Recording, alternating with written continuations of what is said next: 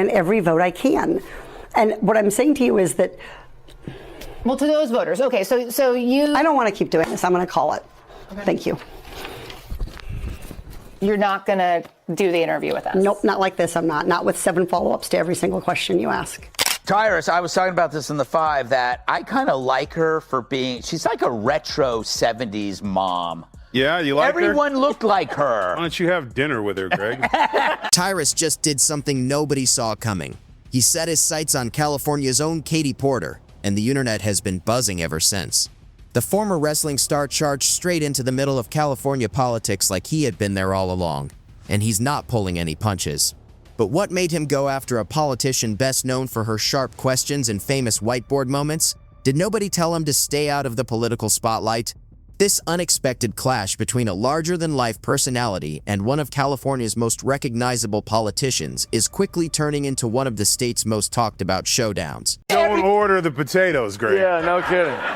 No, there's nothing nice about her. Why do we have to, like, in her defense, I was waiting for the practical, usual woman defense. Whenever someone, why did you do that? Why do you, well, they did something to upset me. It was somebody else's fault. There's no accountability, nothing new. So, yeah, you didn't like that, did you, ladies? Because you guys do that stuff. But the worst part about her is that she, like, it's Halloween, and she's coming out now. Yeah. Before we go any further, make sure to hit that like button and subscribe, because what you're about to hear is hard to believe.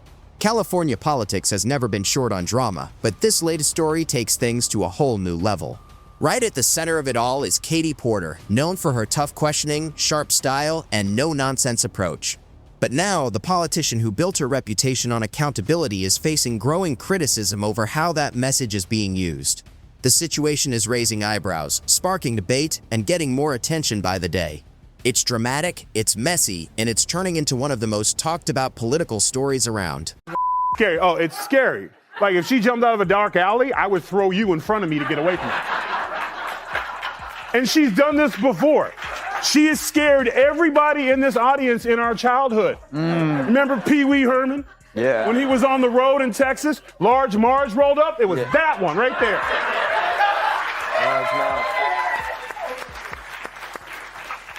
Kennedy's having a flashback. I said that the other day on the 5. Just when Katie Porter seemed ready to make her move toward the governor's mansion, Tyrus stepped into the picture and changed the conversation entirely.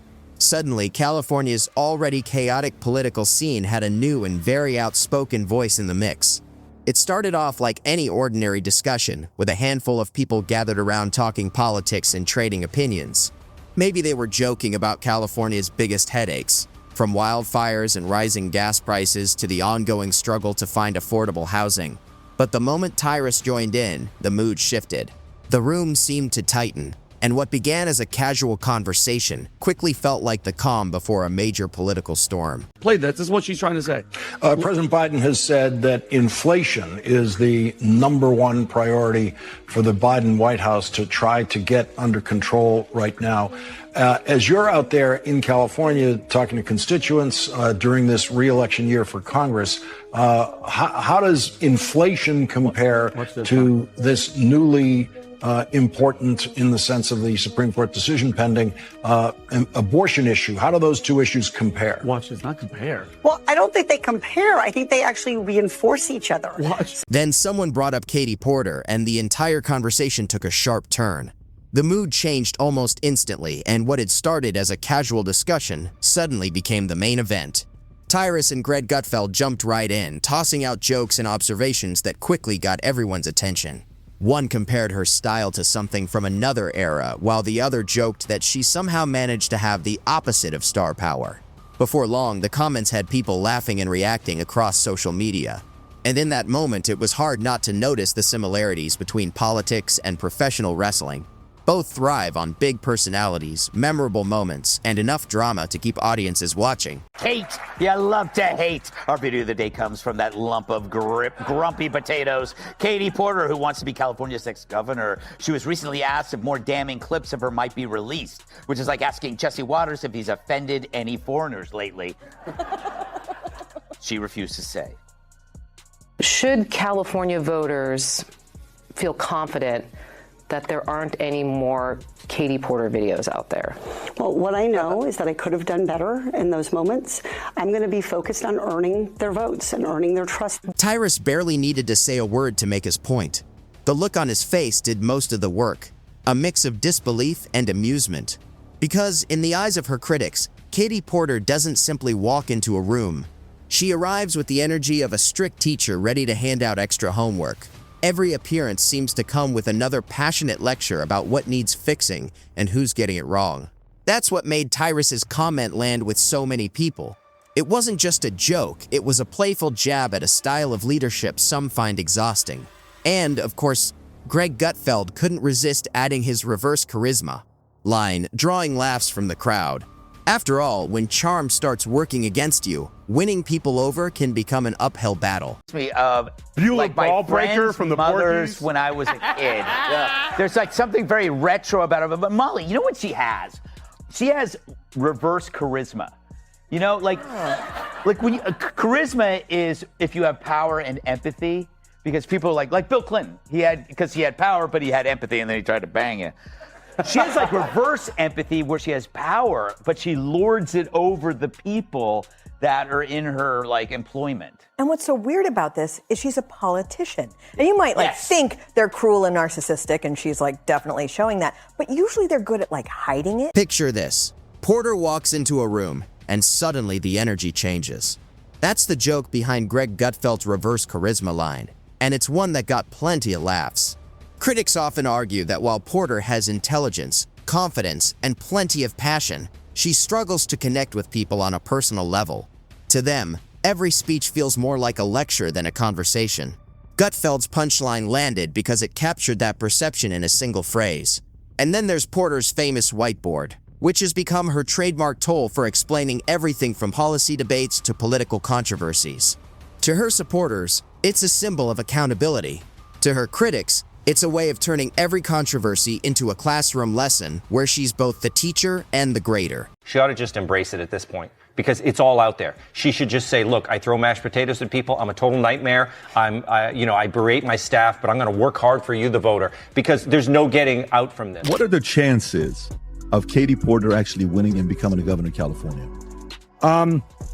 If she's the Democratic nominee, because of the way that the registered voters are and what they appear to be showing, it's about 85%, 90% right now. The irony wasn't lost on anyone. Critics argue that California often celebrates diversity of thought while rewarding political conformity. In that environment, Tyrus joked that candidates no longer need charisma or a bold vision to succeed. According to the punchline, all they need is the right message and plenty of media attention. Many believe Katie Porter thrived in that political landscape, relying more on her reputation and loyal supporters than on broad appeal. Then came the viral moments that sparked fresh debate about how she connects with people who see the world differently. That's why Tyrus's comments grabbed so much attention. To his supporters, the joke wasn't just funny, it highlighted a perception that Porter no longer worries about being liked. Instead, she projects the image of someone confident that voters will support her regardless. What I do know is that I could have done better in that situation. But that's not a no. So is there potentially another video that we're going to see? Nikki, I'm going to be honest with you. I know that video was several years ago, as you know, and I apologize to the staffer. That's super important to me, and will continue to try to hold myself to do better. That's what I can promise. The more a politician refuses to answer a question. Katie Porter's critics argue that one of her biggest challenges is connecting with voters on a personal level. While many successful politicians are remembered for their charisma or ability to inspire, they see Porter as more focused on correcting and lecturing than building rapport. That's why Greg Gutfeld's jokes resonated with his audience.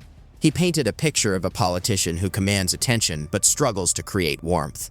Tyrus added to the comedy with his own playful comparisons, turning the discussion into one of the most talked about moments of the debate.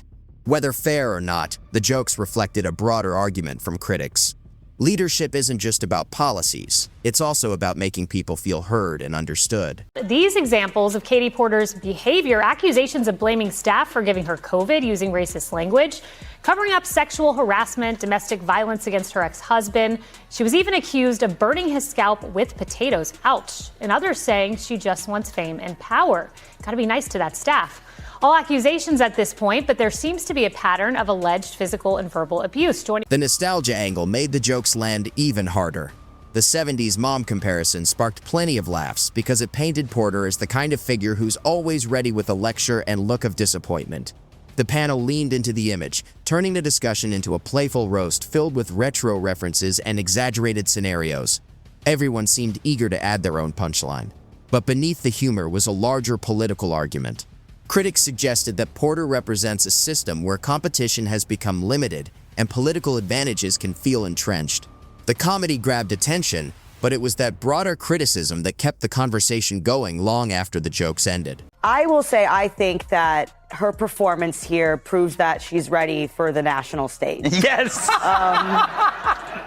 She took control of the interview the way she'll take control of our nation's problems. No, I don't believe that, but I do believe that that is what everyone on her staff told her. Yeah. I think that she's walking around being like, I nailed this. Because if that is how she acts on camera, when she knows she's being recorded, then how do you think she acts off camera if someone actually criticizes her? That's why Tyrus's comments stood out to so many viewers. He wasn't delivering a detailed policy critique or speaking like a political insider. Instead, he used humor to challenge what he saw as an overly polished public image. Greg Gutfeld joined in with his trademark sarcasm, and together they turned the discussion into one of the most memorable segments of the day. Beyond the jokes, they were making a broader point about political culture and leadership style. Their argument was that confidence and authority are often mistaken for genuine connection. Whether people agreed or disagreed, the roast resonated because it tapped into frustrations that many voters already had about modern politics. So the campaign manager for Katie Porter allegedly told her, "You looked bad the other night." She said, "You mean the interview?" And he said, "What interview?" The criticism from Tyrus and Greg Gutfeld centered on a simple idea. Leadership should inspire people, not just lecture them. Their jokes painted Porter as a politician who projects strength and determination, but struggles to connect with voters on a personal level. That's why the roast resonated with their audience. Beneath the humor was a broader criticism of modern politics and what some see as an increasingly detached leadership style. Tyrus delivered the point with his usual dry humor, while Gutfeld added his now famous reverse charisma punchline. Together, they turned a political discussion into a memorable commentary on how voters respond not just to policies, but also to personality and leadership style. The fact that things like inflation can happen and it can become more expensive to feed your kids and to fuel your car. Have an abortion. Is exactly why people need to be able to be in charge of how many mouths they're going to have to feed. So I think the fact that we're seeing this jump in expenses. Am I taking crazy pills? That we're seeing people having to pay more in the grocery store, pay more at the pump. Can you stop it? Guys, housing. you understand that? She's saying, guys, listen, and this is during Biden, right? She's like, groceries are going to be expensive, so if you're pregnant, that should be a reason for you to kill the baby in your... Then came the inevitable comparison to Trump. Critics argued that Porter tries to project the same fearless, take-no-prisoners style, but without the larger-than-life personality that keeps audiences engaged. Their point was simple.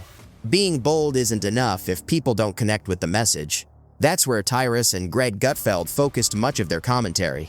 They portrayed Porter as a politician who commands attention but struggles to win over skeptics. And according to their critics, when controversy follows, the response often feels predictable.